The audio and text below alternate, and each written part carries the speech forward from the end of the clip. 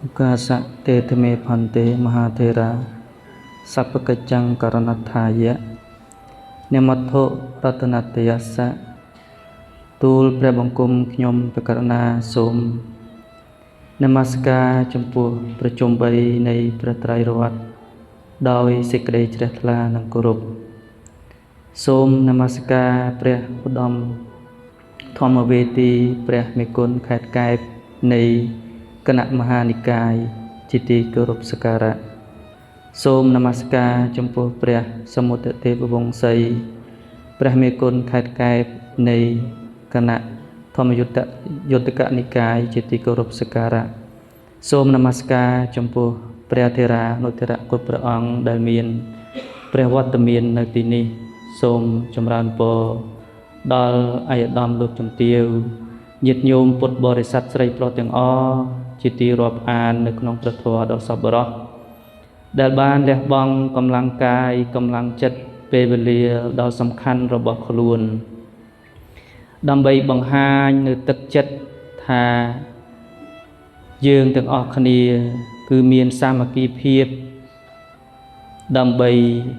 ប្រយោជន៍ជាតិប្រយោជន៍សាសនារបស់យើងចឹងក្នុងថ្ងៃនេះទូទាំងប្រទេសកម្ពុជាចាប់ពីម៉ោង 6:12 នាទីគឺគ្រប់ទីកន្លែងគ្រប់ខេត្តគឺមានការបំពេញនៅការប្រកាសសច្ចកិរិយានេះករណាគុណចាស់ញាតិញោមបានដឹងហើយវីរៈកងទ័ពរបស់យើងបានលះបង់កម្លាំងកាយកម្លាំងចិត្តជីវិតដើម្បីផ្ដល់នៅសេចក្តីសុខឲ្យយើងទាំងអស់គ្នាបានសឹងលក់ស្រួលសម្រានលក់ស្រួលហូបឆាន់ស្រួលបរិភោគស្រួលដោយសារបានវីរៈកងទ័ពរបស់យើងបានពលីបានលះបង់ដើម្បីការពារទឹកដីរបស់យើងក្នុងនាមយើងជាកូនខ្មែរកុលបុត្រខ្មែរទោះបីជាព្រះសង្ឃក៏ដោយក្នុងជួរមន្ត្រីរាជការក៏ដោយក្នុងនាមជាពុទ្ធបរិស័ទសាមញ្ញក៏ដោយអ្វីដែលយើងបំពេញបានយើងបានធ្វើច្រើនជូននៅស្បៀងមានភាពសាមគ្គីគ្នាប្រមូលនៅថវិកាដើម្បីជួយដល់វីរៈកងទ័ពរបស់យើងផងដល់ជនភៀសសឹកផងប៉ុន្តែថ្ងៃនេះយើងជួបជុំគ្នាដើម្បីបង្ហាញនៅទឹកចិត្តពិតថាក្រៅពីសម្ភារៈដែលយើងអាចជូនដល់វីរៈកងទ័ពបានជនភៀសសឹកបានអ្វីដែលយើងត្រូវបំពេញទៅតាមអ្នកកាន់ពុទ្ធសាសនានោះគឺសេចក្តីល្អគុណធម៌ទឹកចិត្តដែលចេញពីបេះដូងរបស់យើងពិតប្រាកដវីរៈកងទ័ពរបស់យើងបានលះបង់ច្រើនណាស់អញ្ចឹងយើងនៅពេលនេះលះបង់ចំនួនចិត្ត1 ម៉ោងកន្លះនេះគឺមិនស្មើនឹងការលះបង់របស់វីរៈកងទ័ពរបស់យើងឡើយដូច្នេះករណាគុណចាស់ញាតិញោមត្រូវបំពេញនៅសច្ចកិរិយានេះដោយសេចក្តីជ្រះថ្លាដោយភាពរីករាយដើម្បីអីដើម្បីសុខសន្តិភាពរបស់ប្រទេសយើងតែប៉ុណ្ណោះដូច្នេះក្នុងការបំពេញសច្ចកិរិយាព្រះសម្មាសម្ពុទ្ធបរមគ្រូនៃយើងព្រះអង្គឲ្យយើងមានសិលដូច្នេះញាតិញោមបានសមាទាននៅសិល5ហើយទោះបីជាមុនមកទីនេះសមាទានហើយទៅវិញយ៉ាងណាអានឹងជារឿងផ្សេងណាប៉ុន្តែនៅពេលនេះ1 ម៉ោងនេះគឺញាតិញោមទាំងអស់គ្នាពិតជាអ្នកមានសិលមែននោះហើយគឺជាសច្ចធម៌បុគ្គលណាដែលមានសិលហើយប្រកាសនៅសច្ចធម៌អធិដ្ឋានគឺមានកម្លាំងមានដៃជះមានអំណាចមានបុណ្យបារមីណាស់ដូច្នេះដើម្បីញ៉ាំងឲ្យការប្រកាសនៅសច្ចកិរិយារបស់យើងរឹតតែមានអំណាចមានបុណ្យបារមីយើងត្រូវមានសិលទី2ព្រះអង្គឲ្យយើងមានសទ្ធាករណាគុណចាស់ញាតិញោមត្រូវជឿជាក់ 100% ថាការប្រកាសសច្ចកិរិយានេះគឺជាយុទ្ធសាស្ត្របច្ចេកទេសរបស់ព្រះសម្មាសម្ពុទ្ធបរមគ្រូនៃយើងដែលព្រះអង្គបានអនុវត្តបដិបត្តិសឹងតែគ្រប់ជាតិពេលដែលព្រះអង្គជួបនៅឧបសគ្គជួបនៅភ័យជួបនៅទុក្ខ ដោយអំណាចនៃសច្ចកិរិយានេះហើយព្រះអង្គបានឈ្នះនៅមាឈ្នះនៅសត្រូវទាំងឡាយដូច្នេះករុណាគុណចាស់ញាតិញោមត្រូវបណ្ដុះនៅសទ្ធាដ៏មោះមុតជឿជាក់ថាបុណ្យបារមីរបស់ព្រះអង្គមានពិតដោយអានុភាពនៃបុណ្យបារមីនេះគឺប្រទេសយើងនឹងមានសុខសន្តិភាពឡើងវិញទី2ទី3ករុណាគុណចាស់ញាតិញោមត្រូវបំពេញនៅសច្ចកិរិយានេះដោយសេចក្តីគោរពណាដោយសេចក្តីគោរពកោតក្រែងជ្រះថ្លាប្រកបដោយកតញ្ញូតាធម៌ចំពោះវីរៈកងទ័ពរបស់យើងគឺការបំពេញនេះបង្ហាញនៅសេចក្តីអរគុណលើកដៃសំពះនៅក្នុងចិត្តថាខ្ញុំមិនមានអីក្រៅពីការអរគុណដល់ការលះបង់របស់វីរៈកងទ័ពទេហើយក៏អរគុណនៅការលះបង់គ្រប់យ៉ាងដែលយើងទាំងអស់គ្នាបានបំពេញណាអញ្ចឹងគុណធម៌ចុងក្រោយគឺយើងត្រូវប្រកាសនៅសច្ចកិរិយានេះដោយសេចក្តីស្ងប់ចិត្តស្ងប់ច្រើនកម្លាំងនៃការប្រកាសនៃសច្ចកិរិយានោះរឹតតែមានកម្លាំងណាអញ្ចឹងដូច្នេះខ្ញុំប្រកាសណាអាត្មាភាពមិនមានការប្រទានឱវាទលើសលប់ពីនេះទេអញ្ចឹងដូច្នេះសូមរតនាករុណាគុណចាស់គ្រប់ព្រះអង្គញាតិញោមរៀបភ្នែនពេនភ្នែនទៅតាមសម្រួលដាក់ដៃស្ដាំលើដៃឆ្វេងហើយក៏តម្រង់កាយនឹងឲ្យត្រង់ល្មមណាកុំប្រឹងពេកទម្លាក់ស្មាពធូទាំងកាយពធូទាំងចិត្តប្រាប់ខ្លួនឯងថាទោះបីជាស្ងប់តិចក៏ដោយច្រើនក៏ដោយសំខាន់គឺទឹកចិត្តរបស់ខ្ញុំថាអ្វីដែលយើងទាំងអស់គ្នាកំពុងតែបំពេញនេះគឺជាការបង្ហាញនៅកតញ្ញូតាធម៌សាមគ្គីភាពថាយើងទាំងអស់គ្នាពិតជាប្រជាជនណាកុលបុត្រខ្មែរដែលស្រឡាញ់សុខសន្តិភាពមែនចឹងករុណាគុណចាស់ញាតិញោមសម្រួមទាំងកាយទាំងចិត្តប្រមូលណាចិត្តនឹងមកតម្កល់នៅបរិវេណរន្ធច្រមុះហើយក៏ព្យាយាមសម្លឹងមើលពិនិត្យមើលនៅដង្ហើមរបស់ខ្លួននឹងទៅតាមធម្មតាកុំប្រឹងដកបណ្ដោយឲ្យដង្ហើមនឹងប្រព្រឹត្តទៅតាមធម្មជាតិរបស់វាតួនាទីកាតព្វកិច្ចរបស់ករុណាគុណចាស់គ្រាន់តែកំណត់ដឹងនៅដង្ហើមចូលនិងដង្ហើមចេញពេលដែលដង្ហើមនឹងចូលយើងគ្រាន់តែដឹងថាដង្ហើមនឹងចូលពេលដែលដង្ហើមនឹងចេញយើងក៏ព្យាយាមដឹងថាដង្ហើមនោះចេញពេលដែលករុណាគុណចាស់ញាតិញោមកំពុងតែពិនិត្យមើលនៅដង្ហើមចូលដង្ហើមចេញគឺតែងតែមានសំឡេងជាច្រើនមករំខានឬក៏ពេលខ្លះមានអារម្មណ៍ផ្សេងរឿងរ៉ាវផ្សេងដែលគម្រោងនឹងចង់ធ្វើឬក៏ការឮពីនេះពីនោះនឹងអាចផុសឡើងពេលនោះករុណាគុណចាស់ញាតិញោមគ្រាន់តែសម្រួលអារម្មណ៍ថាអត់អីទេអារម្មណ៍ទាំងអស់នោះនឹងរលត់បាត់ទៅវិញជាធម្មតាដូចជាព្រះអាទិត្យរះពីខាងកើតហើយលិចទៅវិញនៅទិសខាងលិចយ៉ាងណាមិញការរំខានទាំងអស់នោះវាតែងតែប្រែប្រួលទៅជាធម្មតាប៉ុន្តែអាត្មាអញនៅតែព្យាយាមពិនិត្យមើលនៅដង្ហើមចូលដង្ហើមចេញសន្សំនៅសេចក្តីល្អដើម្បីថ្វាយជូនចំពោះវីរៈកងទ័ពរបស់យើងហើយជាកម្លាំងចិត្តមួយដើម្បីអធិដ្ឋាននៅសច្ចកិរិយាពេលដែលករុណាគុណចាស់ញាតិញោមបានបង្អោនកាយបង្អោនចិត្តសម្រួមកាយសម្រួមចិត្តម្ដងបន្តិចហើយនៅពេលនេះក៏ស្រមៃនឹកឃើញនៅក្នុងចិត្ត នៅព្រះពុទ្ធបដិមាដល់ស្រស់ស្អាតពេលដែលករុណាគុណចាស់ឃើញហើយមានចិត្តជ្រះថ្លារីករាយព្រះភ័ក្ត្ររបស់ព្រះសម្មាសម្ពុទ្ធប្រកបដោយស្នាមញញឹមមាននៅមហាករុណាធិគុណចំពោះយើងទាំងអស់គ្នាបានឃើញនៅព្រះភ័ក្ត្រដ៏អស្ចារ្យរបស់ព្រះអង្គហើយក៏បង្អោនចិត្តជ្រះថ្លាថាព្រះសម្មាសម្ពុទ្ធបរមគ្រូនៃយើងនេះហើយជាគ្រូរបស់ខ្ញុំជាព្រះបិតាវិវត្តៈរបស់ខ្ញុំមហាករុណាធិគុណរបស់ព្រះអង្គអស្ចារ្យណាស់ការបំពេញបារមីរបស់ព្រះអង្គអស្ចារ្យណាស់ការបំពេញបារមីរបស់ព្រះអង្គដូចជាការបរិច្ចាគនៅប្រណេតផ្កាយនៅលើមេឃនោះមិនស្មើឡើយការបរិច្ចាគឈាមរបស់ព្រះអង្គគឺទឹកសមុទ្រ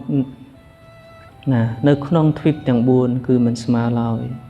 បបិទ្ធព្រះសម្មាសម្ពុទ្ធដ៏ចម្រើនព្រះអង្គអស្ចារ្យណាស់ក្នុងអត្តភាពជាណាព្រះបាទប្រវេស្សន្តរព្រះអង្គបរិច្ចាគគ្រប់យ៉ាងពិបាកគ្រប់យ៉ាងដើម្បីអនុគ្រោះដល់យើងទាំងអស់គ្នាឲ្យមានសេចក្តីសុខក្តីចម្រើនស្គាល់នៅអ្វីទៅជាបុណ្យអ្វីទៅជាបាបណាអញ្ចឹងញាតិញោមបងអូនចិត្តជ្រះថ្លាក្នុងគុណរបស់ព្រះអង្គធ្វើចិត្តនឹងឲ្យសបាយបងណាធ្វើចិត្តនឹងឲ្យសបាយជ្រះថ្លាក្នុងគុណរបស់ព្រះអង្គ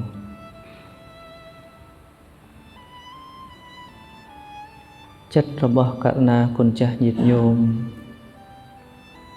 កំពុងតែស្ងប់ម្ដងបន្តិចហើយប្រកបដោយគុណរបស់ព្រះសម្មាសម្ពុទ្ធឥឡូវនេះ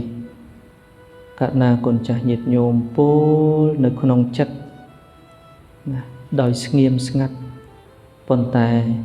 ប្រកបដោយមេត្តាប្រកបដោយកតញ្ញូតាធម៌ណាដើម្បីប្រកាសនៅសច្ចវាចាត្រូវជឿ 100% នៅក្នុងការប្រកាសសច្ចកិរិយានេះត្រូវមានចិត្តស្ងប់ឲ្យច្រើននៅក្នុងការប្រកាសសច្ចកិរិយានេះចឹងករុណាគុណចាស់ញាតិញោមពោលនៅក្នុងចិត្តទៅតាមអាត្មាភាពណាក្នុងថ្ងៃនេះខ្ញុំព្រះករុណាទាំងឡាយបាននមស្ការហើយចំពោះព្រះសម្មាសម្ពុទ្ធដែលព្រះអង្គប្រកបដោយគុណរកប្រមាណពុំបានដោយពាក្យសច្ចៈនេះសូមឲ្យសន្តិភាពចូលកើតមានដល់ប្រទេសកម្ពុជាទាំងមូល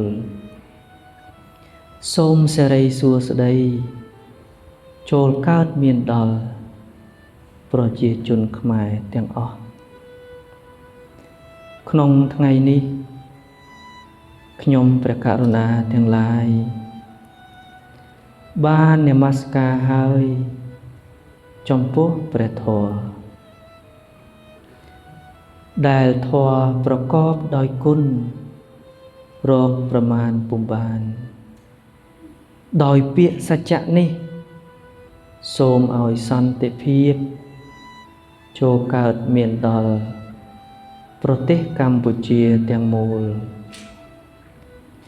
សូមសិរីសួស្តីចូលកើតមានដល់ប្រជាជនខ្មែរទាំងអស់ក្នុងថ្ងៃនេះខ្ញុំព្រះករុណាទាំងឡាយបាននមស្ការហើយចំពោះព្រះសង្ឃដែលជាសង្ឃប្រកបដោយគុណរកប្រមាណពុំបានដោយពាក្យសច្ចៈនេះសូមឲ្យសុខសន្តិភាពចូលកើតមានដល់ប្រទេសកម្ពុជាទាំងមូលសូមឲ្យសិរីសួស្តី ចូលកើតមានដល់ប្រជាជនខ្មែរទាំងអស់ក្នុងថ្ងៃនេះខ្ញុំព្រះករុណាទាំងឡាយបានចម្រើនហើយបានស្ដាប់ហើយនៅព្រះបរិត្តដែលជាព្រះបរិត្តមានអានុភាពច្រើនដោយពាក្យសច្ចៈនេះសូមឲ្យសន្តិភាពចូលកើតមានដល់ប្រទេសកម្ពុជាទាំងមូលសូមឲ្យសិរីសួស្តីចូលកើតមានដល់ប្រជាជនខ្មែរទាំងអស់ក្នុងថ្ងៃនេះខ្ញុំព្រះករុណាទាំងឡាយបានចម្រើនហើយនៅពុទ្ធានុសតិដែលជាកុសលមានអានុភាពច្រើនដោយពាក្យសច្ចៈនេះសូមសុខសន្តិភាពចូលកើតមានដល់ប្រទេសកម្ពុជាទាំងមូលសូមសិរីសួស្តីចូលកើតមានដល់ប្រជាជនខ្មែរទាំងអស់កណ្ណាគុណចាស់ញាតិញោមនៅតែសម្រួមកាយសម្រួមចិត្តយើងបានប្រកាសនៅសច្ចកិរិយាហើយបន្តទៅទៀតនេះកណ្ណាគុណចាស់ញាតិញោមផ្សាយនៅមេត្តាដូច្នេះត្រូវធ្វើចិត្តរបស់ញាតិញោមឲ្យរីករាយហើយក៏និមិត្តស្រមៃឃើញថាប្រជាជនខ្មែរទាំងអស់ទាំងថ្នាក់ដឹកនាំកំពុងតែមាននៅស្នាមញញឹមរីករាយជាមួយសុខសន្តិភាពដែលមានកណ្ណាគុណចាស់ញាតិញោមពោលនៅក្នុងចិត្តដោយសេចក្តីជ្រះថ្លារីករាយមានសេចក្តីប្រាថ្នានៅក្នុងចិត្តតែមួយគត់ថាសូមឲ្យប្រជាជនកម្ពុជាទាំងអស់បានសុខនោះហើយគឺជាសេចក្តីមេត្តាដែលយើងនឹងផ្សាយនៅបន្តិចទៀតនេះចឹងកណ្ណាគុណចាស់ញាតិញោមពោលនៅក្នុងចិត្តទៅតាមខ្ញុំប្រកាសណាអាត្មាភាពសូមឲ្យពុទ្ធបរិស័ទទាំងអស់ក្នុងវត្តនេះក្តីក្នុងទីដទៃក្តីបានដល់នៅសេចក្តីសុខរួចផុតចាកទុក្ខជាអ្នកមិនមាននៅពៀជាអ្នកមិនមាននៅព្យាបាទមិនមានទុក្ខមានតែសេចក្តីសុខរក្សាខ្លួនជាសុខចុះសូមឲ្យប្រជាជនខ្មែរទាំងអស់បានដល់នៅសេចក្តីសុខរួចផុតពីទុក្ខទាំងឡាយជាអ្នកមិនមាននៅពាវេរាជាអ្នកមិនមាននៅការបៀតបៀនជាអ្នកមិនមាននៅសេចក្តីទុក្ខសូមឲ្យបានសុខរក្សាខ្លួនជាសុខតរៀងទៅសូមឲ្យថ្នាក់ដឹកនាំ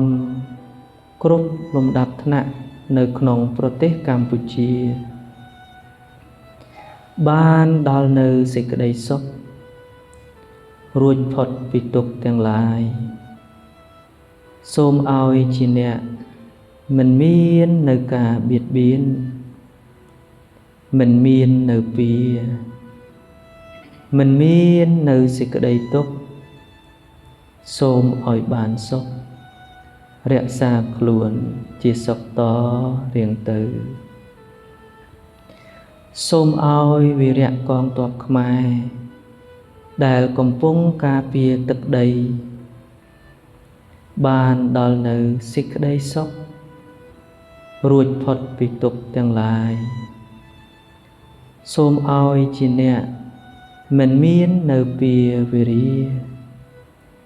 មិនមាននៅការបៀតបៀនមិនមាននៅសេចក្តីទុក្ខសូមឲ្យបានសុខរក្សាខ្លួន ជាសុខតរៀងទៅ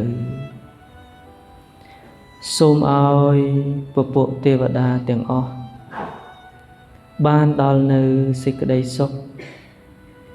រួចផុតពីទុក្ខទាំងឡាយសូមឲ្យជាអ្នកមិនមាននៅពាវរីមិនមាននៅការបៀតបៀនមិនមាននៅសេចក្តីទុក្ខសូមឲ្យបានសុខរក្សាខ្លួនជាសុខតរៀងទៅសូមឲ្យសពសត្វទាំងឡាយបានសុខរួចផុតពីទុក្ខសូមឲ្យមិនមាននៅពាវរីសូមឲ្យមិនមាននៅការបៀតបៀនសូមឲ្យមិនមាននៅសេចក្តីទុក្ខសូមឲ្យបានសុខរក្សាខ្លួនជាសុខតរៀងទៅកណាគុណចាស់ញាតិញោមនៅតែធ្វើចិត្តនឹងឲ្យរីករាយសប្បាយតាំងពីចាប់ផ្ដើមរហូតមកដល់ពេលនេះចឹងមុននឹងកណាគុណចាស់ញាតិញោមបើកភ្នែកក៏សម្រួលដង្ហើមនឹងឲ្យវែងវែងឲ្យបាន3ដងហើយនៅតែថែរក្សាស្នាមញញឹមប្រកបដោយមេត្តាប្រកបដោយកតញ្ញូតាធម៌ចំពោះវីរៈកងទ័ពរបស់យើងសម្រួលដង្ហើមមួយវែងវែងដកដង្ហើមចូលមួយញញឹមធ្វើចិត្តនឹងឲ្យសប្បាយដកដង្ហើមចេញក៏មួយថ្នមឲ្យបាន3ដងដើម្បីសម្រួលនៅកាយសម្រួលនៅចិត្តសម្រួលនៅដង្ហើមហើយប្រសិនណាបើកណាគុណចាស់ញាតិញោមស្ពឹកក៏កុំទាន់លាភ្នែនថ្នមតិចណាអញ្ចឹងការប្រកាសនៅសច្ចកិរិយាការសមាធិការផ្សាយនៅមេត្តាក៏មកដល់ទីបញ្ចប់ហើយសូមអរប្រគុណនិងអរគុណសូមញោមអរគ្រូសូមបញ្ញាអរញោមស្ពឹកក៏បដិជើងតែក៏សូមស្គូសា